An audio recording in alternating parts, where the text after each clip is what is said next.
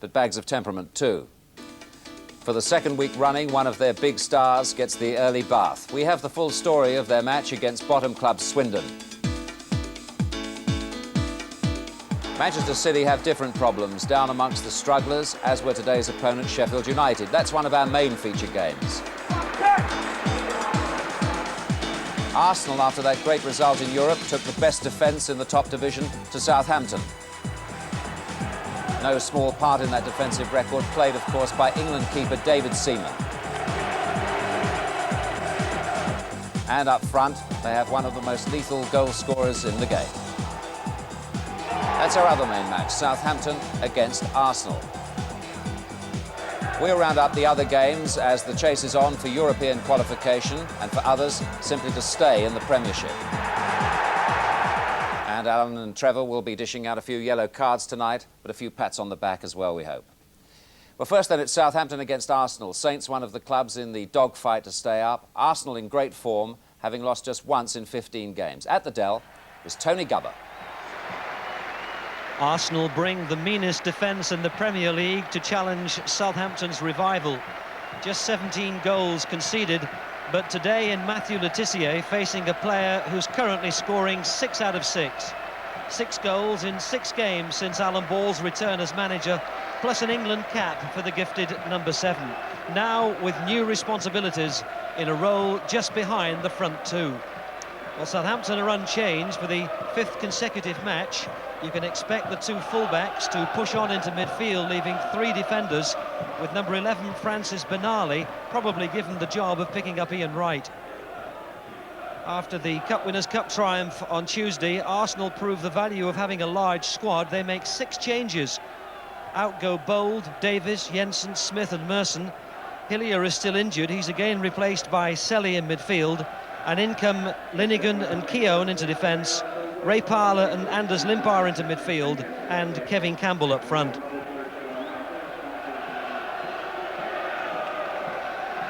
Referee David Frampton hasn't had far to come from Poole in Dorset on a really wonderfully warm South Coast afternoon. Southampton attacking the goal to the left and just to tempt fate. Only once in the last 25 league meetings between these sides has the game failed to produce a goal. Most of the last half a dozen have had absolute bagfuls, which has probably been the kiss of death. However, Arsenal have won 5 of the last 6, and here comes Campbell. Support from Dixon. Limpar and Campbell and Keown, and this is Selly. And it's Southampton who've claimed possession. Interestingly, Southampton's home form is almost as good as that of Aston Villa, who are up in 5th place in the Premier Division, while Southampton are down in 18th and facing a struggle to avoid relegation. But things looking good so far since Alan Ball's arrival.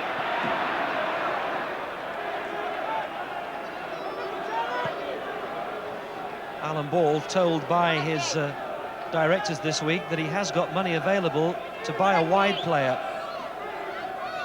A few more smiles on the faces of Southampton supporters these days, with their team beginning to show signs of a turn of form that will lift them away from the threat of relegation. Dixon knocks it forward, intended for Campbell, and Benali who intercepted.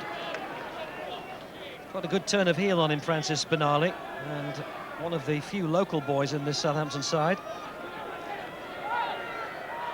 Dixon will take the throw. Benali's header.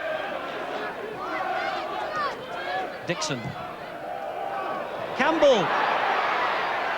Oh, Moncau stuck with him well and just forced him away from goal. Did very well, Moncau, because that looked like a good opportunity for Campbell. And now Southampton breaking out through Dowie, who is strong enough to hold off the challenge of Adams, but they haven't got enough players forward yet. Kenner down the line. Madison will chase, but it's out of play.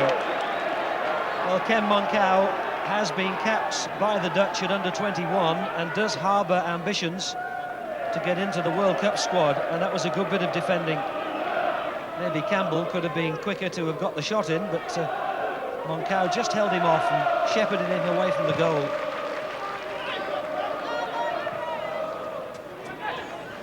That's a poor ball by Arsenal. Quickly picked up by Charlton. Maddison. That wasn't a bad effort. Seaman didn't look troubled. He was confident that it would always be too high. But there are those in the ground who saw it from a different angle.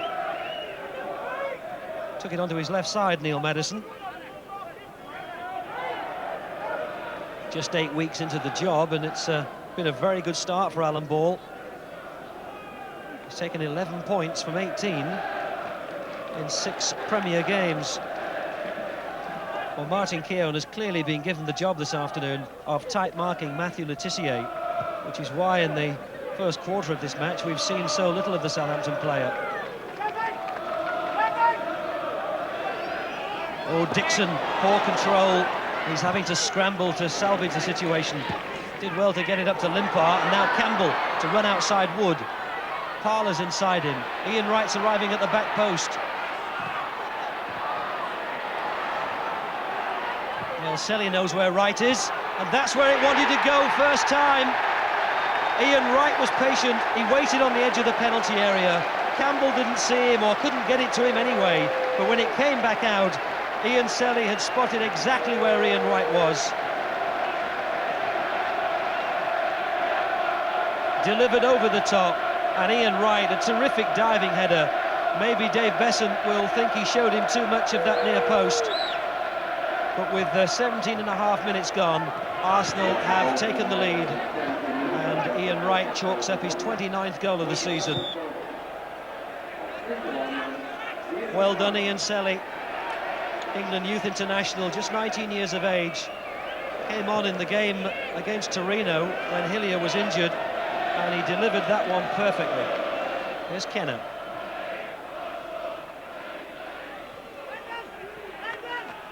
Maskell and Kenner, good ball forward, intended for Magilton.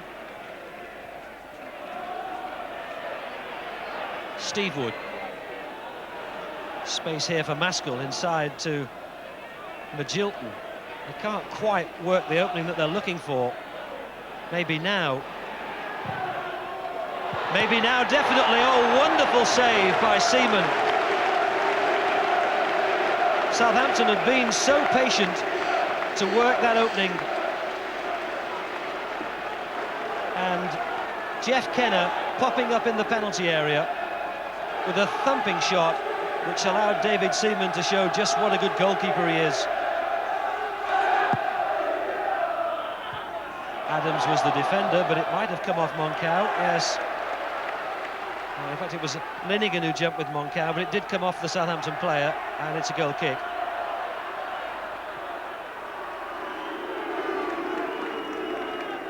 Jeff Kenner has scored twice this season. A former Southampton trainee, popping up in an unaccustomed position in Arsenal's penalty area. Hit it very well, and it's an even better save seen from that angle. Arsenal feel there was a little push in the back of Parler, but play allowed to continue. Le Tissier, first time he's really had any possession. Magilton can keep the attack going. Here's Maskell. Le Tissier. Just too many defenders, but they were nervous and they weren't sure, so Winterburn put it out for a corner. He does make the hearts flutter in defences. Adams sticking close to Dowie. And Moncau, who got the equaliser against Sheffield Wednesday last week. Headed downwards by Wood. Oh, again a great save by Seaman. Point blank from Maddison. That one looked as if it had to go in.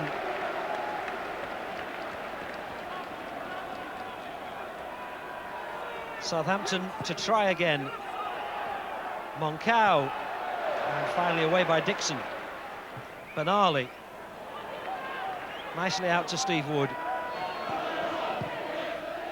That's knocked in long. This could come back. Dowie Came off a defender, another corner. Well, Southampton are keeping the pressure on, but they've had two excellent chances to score. They just haven't beaten David Seaman. Steve Wood, who was up from the back for the corner, won the header. He directed it into the 6-yard box. It bounced up, and Neil Maddison, trying to steer his header wide of Seaman, saw it saved. Here comes another corner. And again, Seaman's handling was exemplary.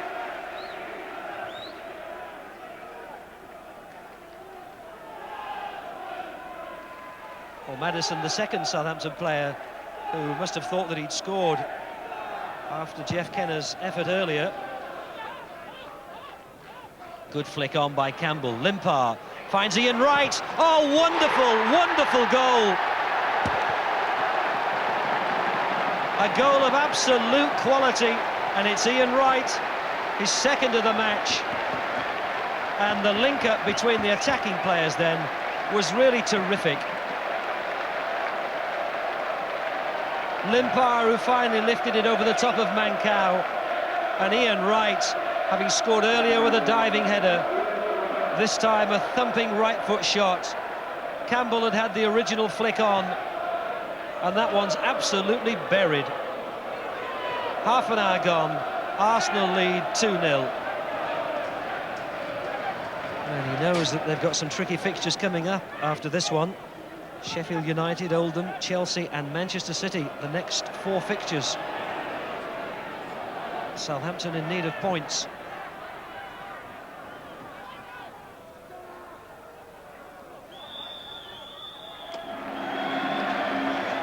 It's a first half in which Arsenal have really looked hardly troubled.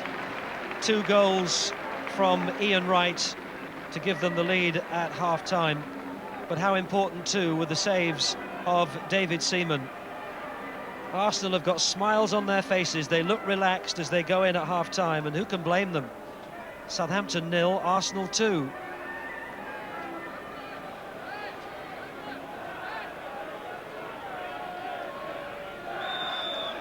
Southampton lost at Highbury earlier this season by 1-0, and facing the prospect here this afternoon of Arsenal inflicting the double against them. Southampton 18th in the Premier League on 32 points. They do have one game at least in hand over most of the teams below them. But with those 4 tricky fixtures coming up after this afternoon, they won't want to emerge from this match without any points, but they'll have to do more in the second half. These Arsenal players have to take every opportunity they get to play in the first team. Ray Parlour, who won his 8th England under-21 cap against Denmark recently, glad of an opportunity this afternoon. Linnigan, Dowie a willing runner. Oh, Seaman's given it straight to Maskell, and he pulls off another remarkable save and makes up for his own error. Linnigan and David Seaman exchanging a few words. There was nothing angry about it, just a shrug of the shoulders. Kenner knocks it in, Dowie knocks it back, and that'll be a corner. But David Seaman, having made the initial mistake when he inexplicably kicked it straight to Craig Maskell on the edge of the penalty area, who cut inside Winterburn, but again he couldn't beat the keeper.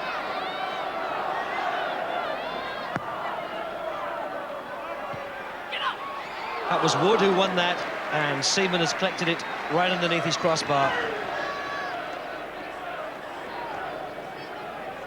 Well, Maskell had it on the right foot. He did hit it quite close to David Seaman, which made it that little bit easier. Lee Dixon, 21 England caps to his credit, and now 30 years of age.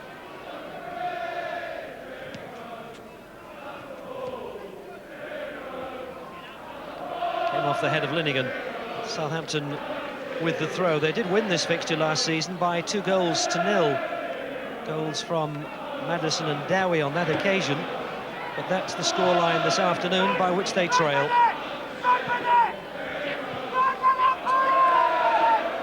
And Alan Ball's shouts in the dugouts becoming increasingly desperate. Here's Maskell. That's a good effort. But David Seaman makes goalkeeping look so easy. It was at him, so it wasn't that difficult to deal with. But he's so cool, David Seaman. And if you were looking for one reason above all others, maybe, why Arsenal have only conceded 17 goals in the Premier League this season, surely it would be him. Dixon in so quickly, but he didn't keep possession. Simon Charlton, oh, wonderful shot! And when they finally get past David Seaman, they don't beat the woodwork.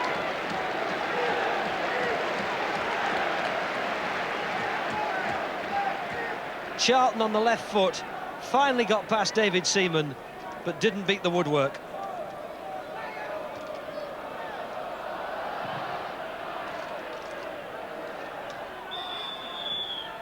And Arsenal were just caught offside. Ian Wright.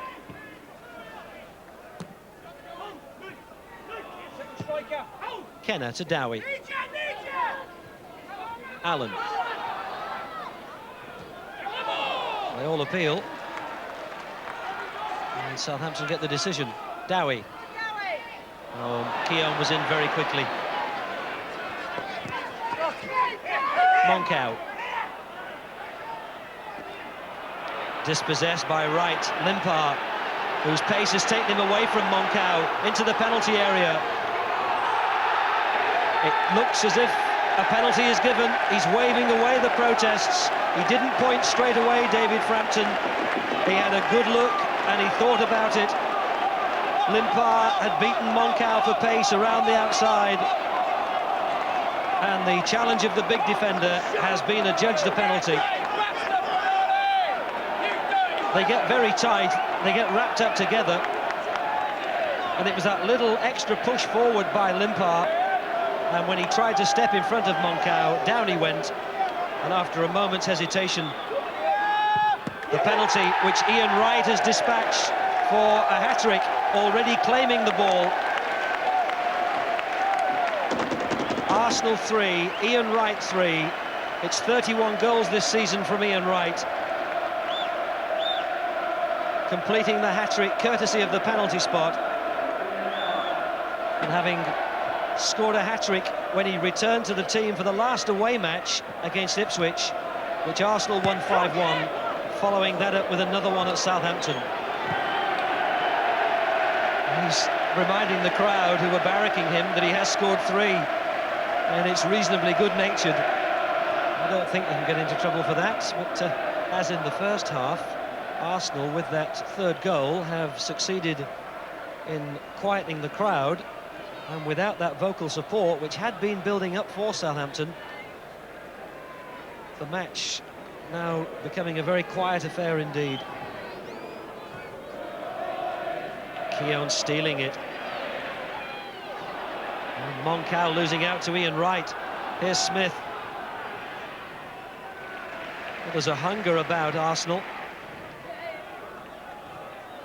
Wright knocks it on, Campbell's there, it's number 4.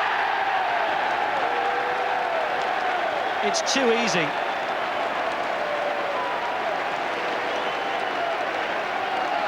It's a match which is really piling the problems up for Southampton. In 18th position in the Premier League with 32 points.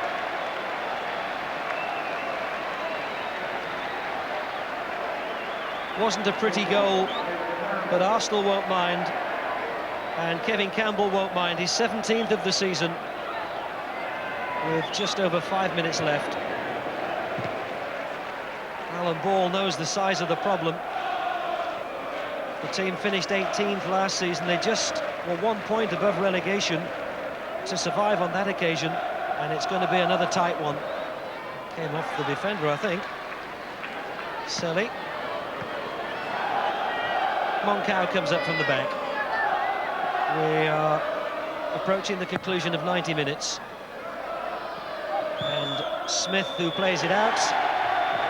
It's been a virtuoso performance from Ian Wright, the England striker, with a hat-trick, and George Graham with plenty to be happy about. His counterpart, Alan Ball, with a lot of thinking to do. He wants the ball, he's got it already, and it's tucked up under the shirt and already claimed. Final score here, Southampton 0, Arsenal 4. That's a second hat-trick in consecutive matches for you in league matches. Well, yeah, I'm quite pleased with it. Like I say, I couldn't do it without the boys. They do so well for me. You know, Anders done a lovely flick over for my second goal, and Ian said he picked me out marvellously for the first goal. You know, I'm just trying to get on the end of things now. On the day, the good players in the Arsenal side outworked a lot of my players today, and we're disappointed in our output, work rate wise. You know, like there's been the last few games, we've not really had a great deal to do. You know, it's the same old thing. You know, you get a few crosses and what have you. People think you've had nothing to do, but like today, I had a few shots, you know, and a few crosses, and it's worked out all right. So you're saying you sometimes get bored playing behind this Arsenal defence, do you? No, I'm more happy when I'm not doing anything. I just don't want people to panic. People know me. They know that I'll dredge every little bit I possibly can out of these players, and they're prepared to give it. Today, they're disappointed with their own performances, and they've been brutally honest with themselves, which is nice. And when they are as honest as they've been, then you've got a bit of a chance as a manager. Arsenal have their critics, but they were more than effective today. They were entertaining, weren't they? I thoroughly enjoyed it. I mean, the passing showed that they can be as good as anyone. I think defensively, you mustn't underestimate that, Rick. I mean, 17 goals in 32 games now conceded, and 3 of those were the opening game against Coventry at the start of the season. So, you know, defensively, they are very, very tight. And I think David Seaman, he makes 2 or 3 key saves. I mean, you know, the 4-0 scoreline looks, you know, as if it might be flattering to Arsenal, because look at that, a great save to his left. You know, that was just after Arsenal had gone ahead, 1-1 at that stage, and of course a couple of minutes later from a corner kick, again unusual for them just to get a free header for Steve Wood, and as it comes down to Maddison, you know, point blank save, and those 2 in a couple of minutes, and from then of course Arsenal went on, got 2 up, and then just at the start of the second half, where I'm sure Alan Ball's given his side a G up, he makes a mistake, and for me is one of the best keepers at standing up in these situations. He covers the near post, then he comes out, doesn't commit himself. All right, I think Maskell could have hit it into the corner better, but he does stand up well in those situations. But from an attacking point of view, their movement was excellent. And I mean, you know, I think they've drawn 12 games this year. If they could have been sort of positive in just a handful more away games, you know, they could be running Blackburn and Manchester United very close. A superb ball from Selly there, and Ian Wright, well, he just picked out the back post and he drew away from his defender. He's so good at finding space in tight situations. Now, we remark about, you know, strikers not always doing the job defensively. Here he is with Jeff Kenner. He tracked him back, jogging upfield. And then from the goal kick from there, when Campbell heads it on, look at his movement across Moncur, gets a yard or 2 of space, and well, it's a stunning volley. And although he'll be the first to admit today, the blend of the 3 midfield players, Ray Parler's strong running, Ian Selly, who I think's got excellent vision and is only 19, and then Anders Limpar with a few tricks. The supply to him today was excellent. I like a lot of the fans like Arsenal when Limpar's in the team. Yes, I mean, Paul Merson's not in the side today. I mean, they can be exciting. You know, it's just the odd games you think, well, is it the same side? And if they can get that consistency that they're showing at the moment, then certainly they're always going to be a threat. Thanks, Trev. Our other main feature tonight is Manchester City against Sheffield United, coming up in a few minutes. But now the latest chapter in Manchester United's exciting bid to win their 2nd title running. They were away to the bottom club Swindon Town. Swindon had Kilcline back in defence, Sanchez signed from Wimbledon in midfield, and Frank McAvenny on loan from Celtic up front. For United, McClare was in for the injured Kanchelskis, and Schmeichel was in goal, despite being banned for next week's Wembley final against Aston Villa. Once again, a Manchester United match will make tomorrow's football headlines, and it was watched by Clive Tilsley.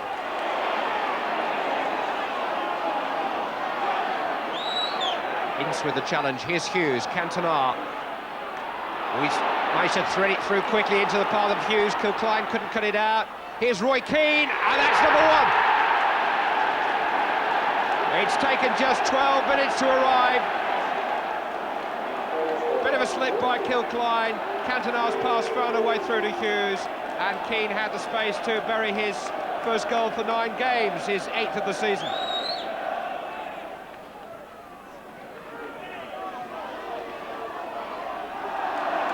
Strong enough to see off Hughes, who's had a little altercation with some supporters there. He's very angry about something, Mark Hughes. In fact, he's holding his face. Now, it's stating the obvious to say that it's inadvisable to engage in an argument with fans, but having said that, he was clearly provoked.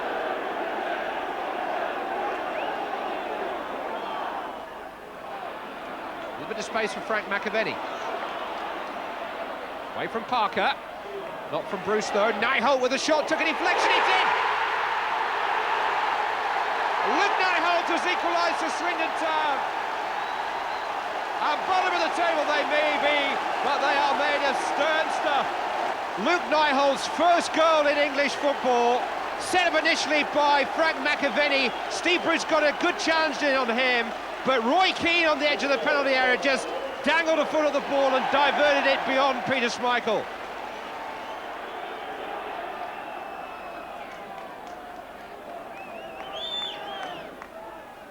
McClare in towards Hughes. Oh, he had a side of goal there. Just stole half a yard on Kilcline. Moncur with a free kick. Headed by Pallister, came off Kilcline. Fjørtoft couldn't get to it, in sort of that. Moncur. Oh, lovely run. John Moncur! Almost got the finish it deserved.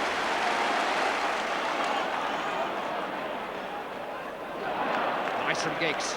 McClare. Ince. Giggs again.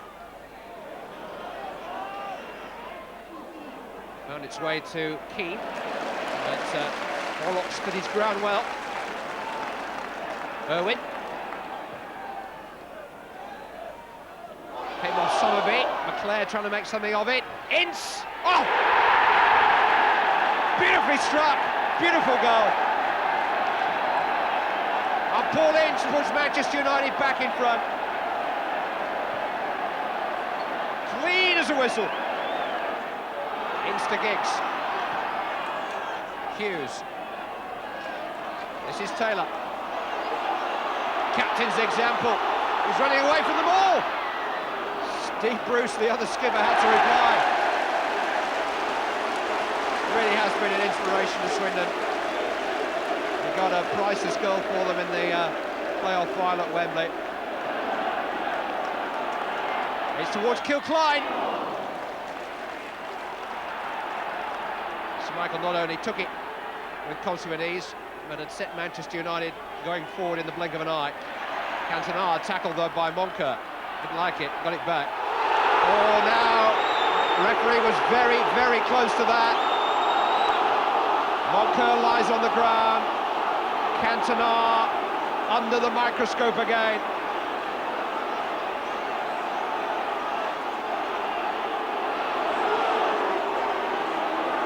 There's a card coming out. It's red, and Cantona goes out of the match, and as it happens, out of the big showdown at Blackburn in a fortnight's time. There was a time early last season where Manchester United made quite public the fact that they didn't particularly want Brian Hill refereeing any more of their games. This is the first time he's taken charge of them since.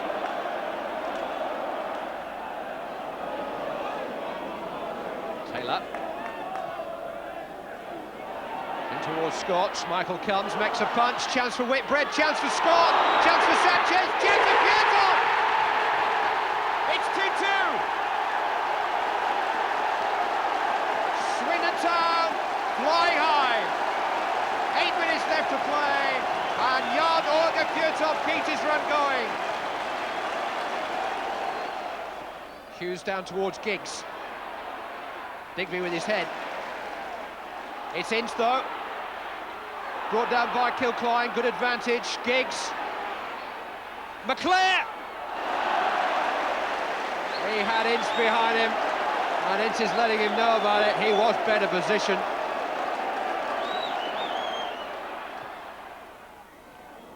Irwin got a foot to it. This is Ling. This is Scott. Fjørtoft in pursuit. It's come for Sanchez! Charged down by Pallister.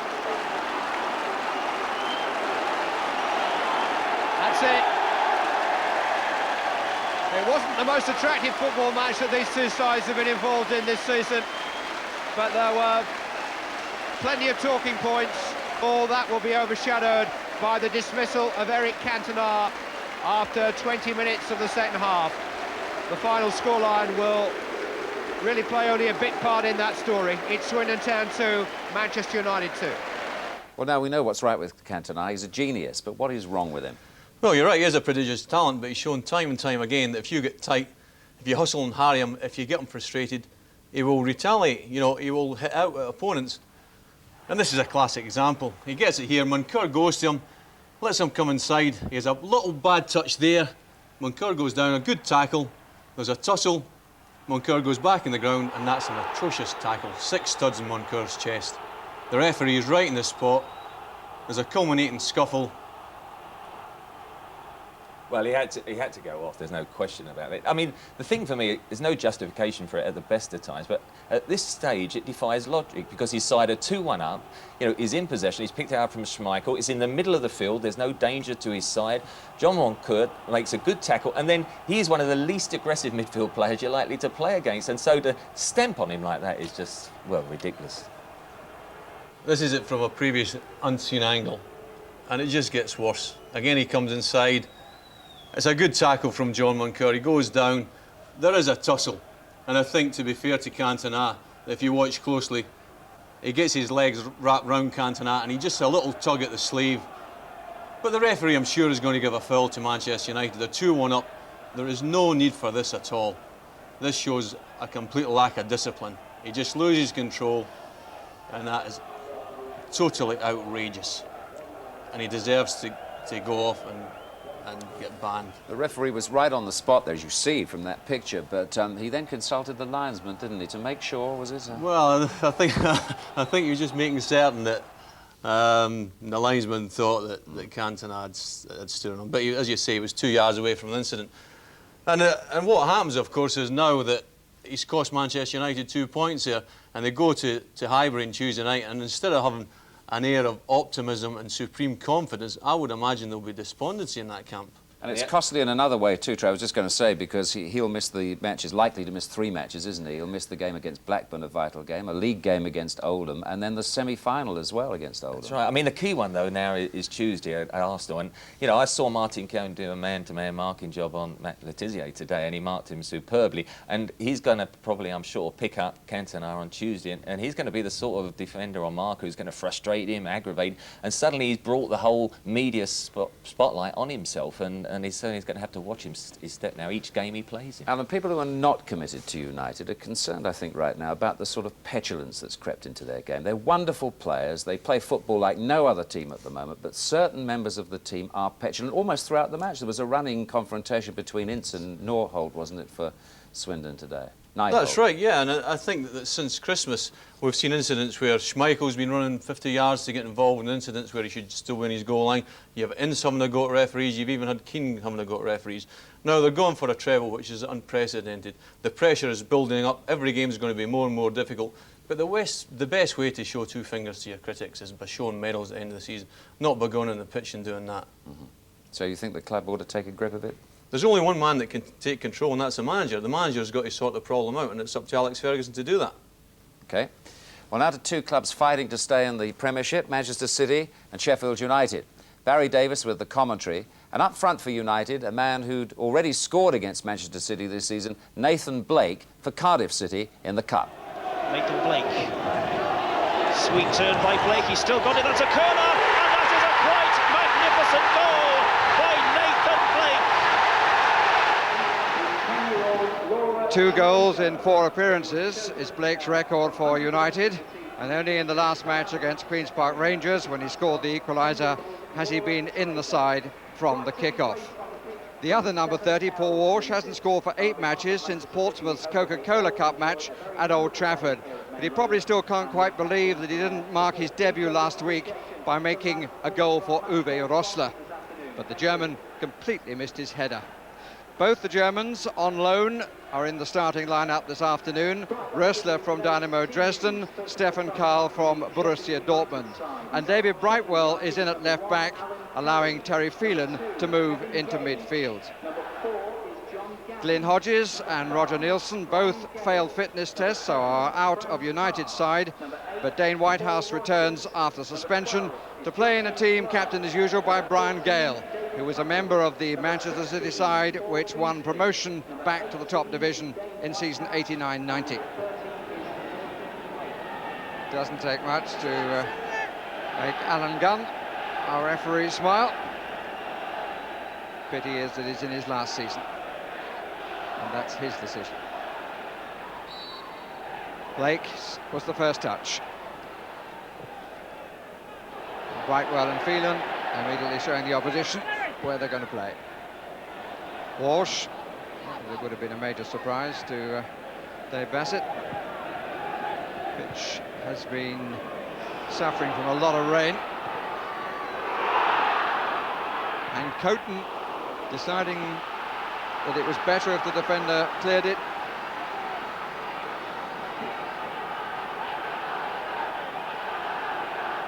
Carr takes the throw. Back to Paul Beasley, playing at left back. And the flag is up for offside against Franz Carr.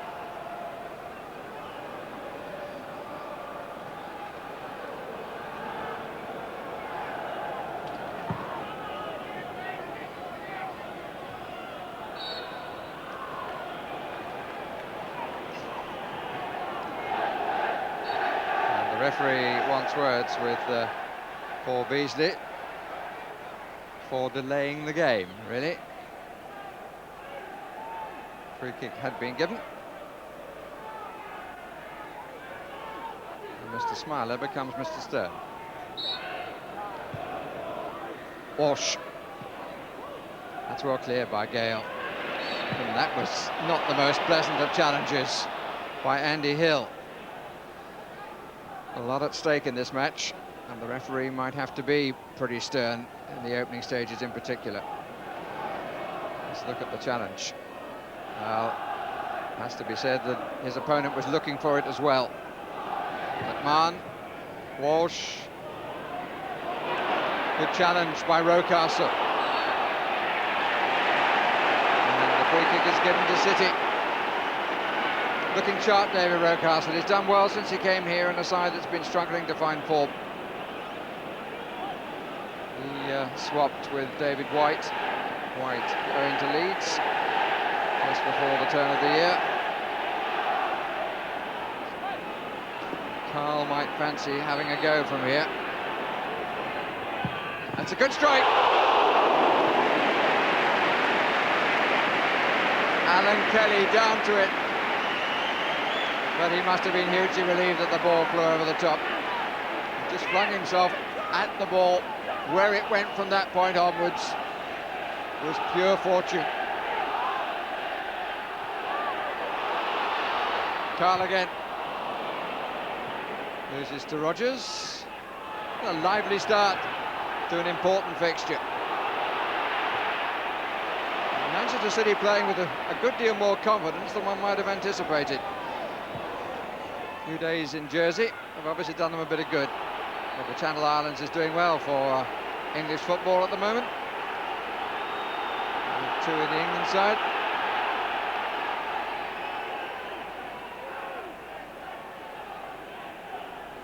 Carl again, but he's getting a few sighters in. Out by Whitehouse. Blake. Early ball, good one. It wasn't a bad knockback either. It was a little unlucky. Franz Carr. Tuttle. Beasley. Flo. Quagmire.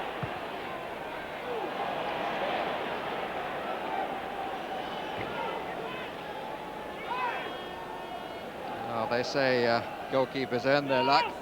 Alan Kelly hadn't actually done anything before that to earn his, but he's had a slice at the beginning. Obviously didn't see it terribly well, just flung himself at the ball, and it squirmed pretty sharply off his body and over the top. Bonk. Well, it was clearly intended to nod it down to Tony Coton, and there was a total lack of awareness that Whitehouse was behind him.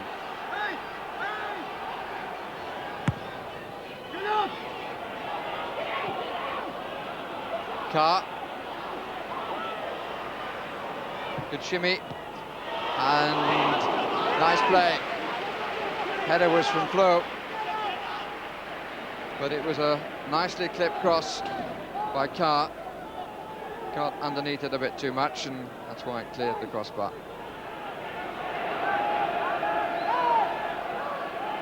Bassett now down on the bench, a bit nearer to the half-time dressing room. Half-time approaches. Won by Gale. Cleared by Flo. Carr to chase.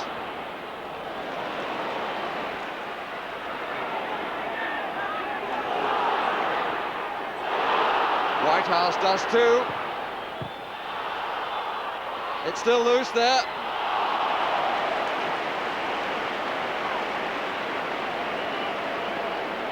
Great credit to Dane Whitehouse. Took on two and, as the saying goes, showed a clean pair of heels. And then it stuck. Two going for it. And Coton grabbing it.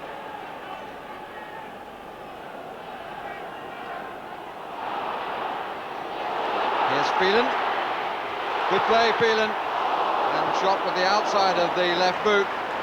Kenny couldn't hold on to.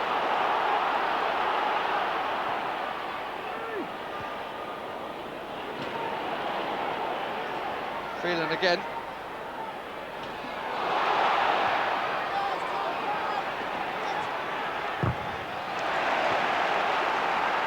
Challenged by Paul Walsh. Phelan still feeling that knock. Didn't really see enough of the ball in the first period.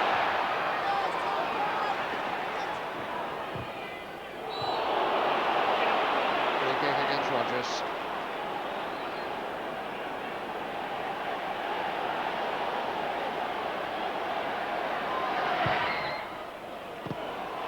Came off Gale, brilliant stop. And I would have thought that he took that full in the face. Really brave goalkeeping by Alan Kelly. Because it bounced off Gale. Hadn't really had a clear view of it, and Kelly, look at the speed with which he pounced, and he caught Paul Walsh's foot. Well, I don't think any of the Sheffield United management team would know they have a very brave goalkeeper. Well done, Kelly.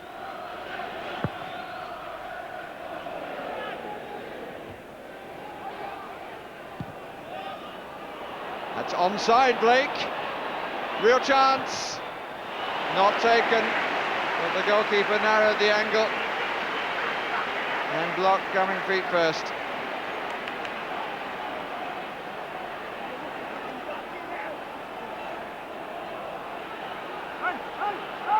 He blocked it well. He got his angle absolutely right. His feet were nearer the player, but he got his body across well. Carr. Kernaghan's headed clearance needed the extra touch. And Phelan on the run again, matched by a player of similar physique and pace.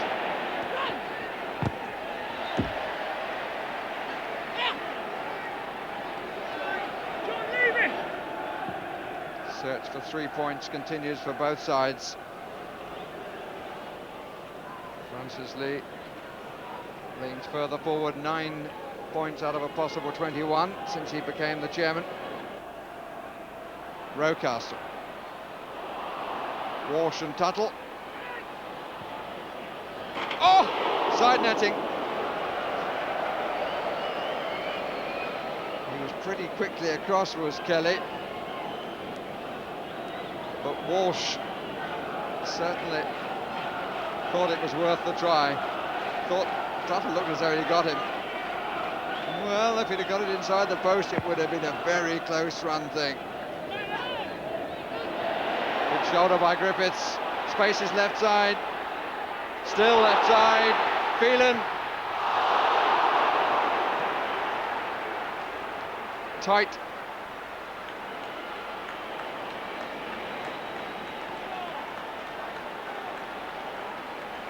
Hit it cleanly enough. But from Manchester's point of view, Manchester City's point of view, just the wrong side of the post. It's a moment of hesitation in that move by Stefan Karl, which in the end proved to be costly because it forced the final shot to come from a slightly too wide position.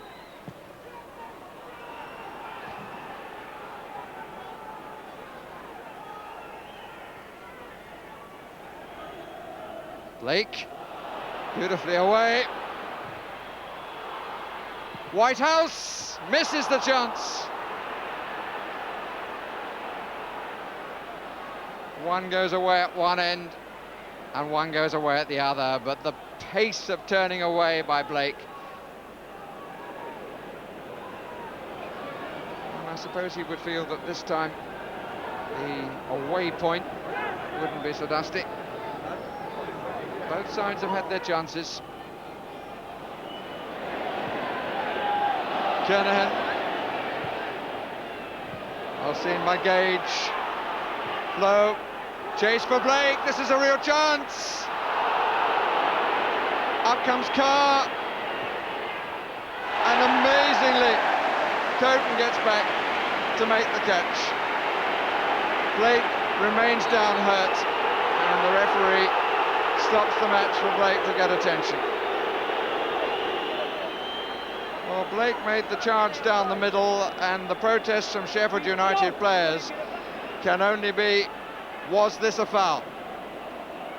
Well, it was outside, but the referee has to decide, A, was it a foul, and B, was it a scoring opportunity?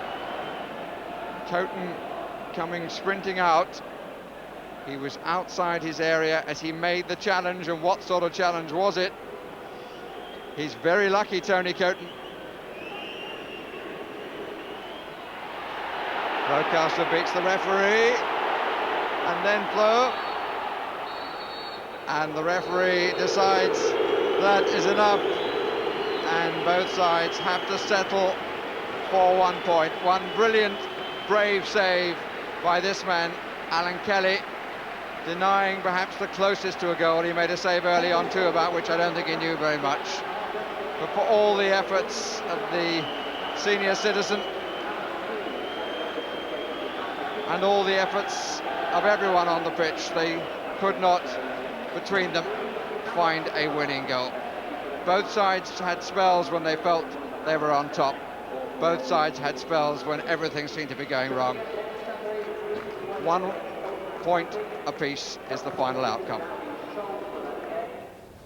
Dave, you said in midweek you're running out of games. We need the victories. Yeah, that's correct. A draw's not a good result for us. As I say, Manchester City would be absolutely delighted with the draw to get away with it and keep the sort of same situation between us in points total. We was worth a victory. We thought we could get the victory, but we just couldn't get the final goal or the final touch at the right moment. But we'll battle on to the end. You're used to winning things, so how much more difficult is it to avoid losing things, as it were? Oh, I don't really. It's the same thing. You know, you go out there every Saturday and you try to do your best always. And it's just that, as I said before, with one thing or another that's happened all season, it doesn't make it any easier for us. But that's not an excuse. Players have still got to do it. It's a big enough club with big enough players, and I think we've got to take more responsibility. Just finally a word about Brian Horton. Do you feel for him in his particular position? Yeah, I mean, there for the grace of God go any of our managers. I mean, I'm below Brian Horton. He might be commiserating with me. My chairman might give me the call on Monday. I mean, I don't think so because he's in India as it happens, but so that's a bit of luck. No, I mean, any manager, you know, down the bottom, they're all good lads. I mean, you know, you work with them, and it's a pressure game, and you feel sorry for people, you know, when they either get dismissed, and Brian hasn't been dismissed, but, you know, there's obviously speculation comes about managers' futures and everything else, and as I say, you know, you realise, you know, I had the sack at Watford, and you realise it can happen to you, and you know, we have to hang on in there, and you have to live with that. You speak a good game, I tell you that. You don't play too badly either. Thanks very much indeed. Dave, there's a call for you. It's from Madras. The chairman. I like it, Les. We've got some funsters on our team, haven't we? It was a dogfight, really, wasn't it? Yeah, I think Sheffield United were the better side. I thought they played well at Tottenham a fortnight ago. I thought they played well today. They were good in defence, they hit in the break, a bit of pace up front in Blake. you could have scored 2 or 3 if had a little bit more composure. But they've got to start winning games. Draws are no use to them. You know, there's 6 points behind the 4th or 5th place side, and they've got to start winning the games. As I say, they've got to get the 3 points. Manchester City are struggling a bit. They've got some excellent players, but when you're down there, the mere fact that you've got excellent players counts for absolutely nothing. Yeah, well, Blake might have scored one if Coton hadn't sort of interrupted him. Was that a foul, or was I imagining things? Yeah, well, I don't think you're imagining anything. Good ball from Flo, Blake goes through, Coton comes off his line, and I think he just takes him there. Carr comes in, it's a great opportunity, and Kernigan does well. Coton gets back in the line and saves it. But we can see here, Coton comes out, Blake puts it past him, he tries to get away, he just clips his leg there. Carr comes in, he really should score from this position, and I'm not sure that Kernigan doesn't handle this as well. If you watch, the left hand comes out. It's debatable whether that hits him in the hand or not. Might have been the knee, I think. But Tony Coton should have been sent off. Alan Gunn's got to send him off. We've got to have consistency.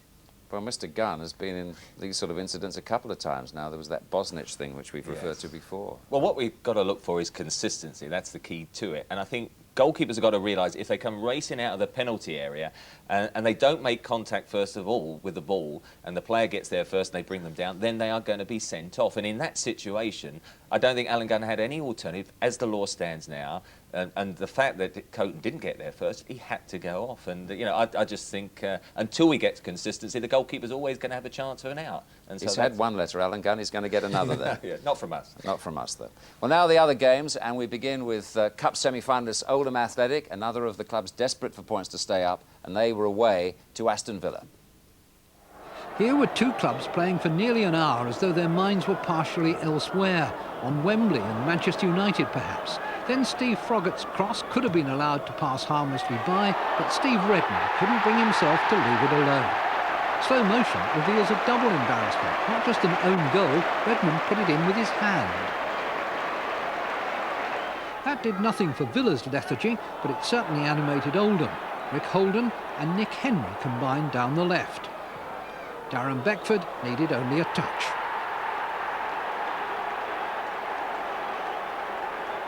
Seven minutes later, a free kick in a dangerously central position. Rick Holden exploited it to perfection. Precious points for Oldham, beaten only once now in 10 games. A rocket for Villa, said Ron Atkinson. It was an insult to the fans, the club and professional football. Spurs are finding it very difficult to get away from the dreaded relegation zone, and they found it difficult to get going in the first half today. Ipswich took the lead early on. Gavin Johnson carried the ball forward. Chris Kiwomya's finish was neat and worrying for Spurs, who started to show signs of panic. They were a different side in the second half, though, and had gone close on a couple of occasions before Ronnie Rosenthal's deep cross was headed down by former Ipswich player Jason Dezelle. Nicky Barmby made it 1-1. That was the result, but the statistic Spurs fans won't like to see is that it means they've taken 3 points out of the last 30. They will like hearing Teddy Sheringham could be back next week because the games are running out. Games are running out, but we've just got to keep going, you know. I mean, we didn't play football today, you know, the fans saw that, and, you know, I don't know why we didn't really. But we've just got to keep going, really. This one had a bit of form. Chelsea had won 5 of their last 6 games. Liverpool hadn't been beaten at Anfield in the Premiership for 6 months. The match was only 8 minutes old when Dimitri Karin failed to hold Mark Wright's header, and Ian Rush's reactions, not for the first time, were decisive. Then Chelsea took over the scoring, unfortunately with an absolute gem for the golden own goals video. Craig Burley with the header. There was only one way to atone for a pearler of that calibre, and Chelsea produced it. The scorer, Craig Burley again. A game for him to remember or forget. Will Liverpool send him a little something if they qualify for Europe? Or is that still a realistic target? Obviously, we've got to win as many games as we can. That's our main aim. We're not going to set ourselves standards, set ourselves targets, because you don't really know, what can happen. If we win 2 or 3 games again, we can be right up there. An emergency board meeting at Loftus Road tonight overshadowed a Rangers victory this afternoon. Wimbledon had threatened from set pieces early on. John Scales denied by a combination of Darren Peacock on the line and Carl Reedy hacking the ball away. The The goal that won the game came in the second half. From a long free kick, Devon White flicked the ball on. It fell to Les Ferdinand. He controlled it, rolled into the path of Peacock. He whacked it past Hans Segers. Rangers manager Jerry Francis, who's had an 18-year association with the club, wasn't that happy with the performance. He was satisfied with the result. As to his future, he nailed his colours to the mast, saying he wants to stay with the club. But the fact that chairman Richard Thompson has allowed managerless Wolves to approach him has made him feel Rangers aren't keen to keep him. An estimated 1,000 fans protested in his favour. A section invaded the pitch, their anger directed at Richard Thompson. The outcome of tonight's board meeting will be made public on Monday. Games at Elland Road recently haven't been much to write home about, and the post office won't make a fortune out of this one. Coventry are in a barren spell, and that's when errors get punished. Having failed to clear the ball, they get caught when Rod Wallace trundles it back with a Grizovic unsighted. Leeds 1, Coventry 0, and that was that. But Leeds hold on to 5th place. West Ham's season rests on Wednesday's FA Cup quarter-final replay at Luton. Newcastle still have an eye on a UEFA Cup place. First blood to Newcastle at Upton Park today. Robert Lee, born virtually next door to West Ham's ground, put them ahead with a shot that was deflected in by Steve Potts. 5 second-half goals followed, West Ham putting together a great 7-man move to equalise. Bishop, Marsh and Breaker at the final 3.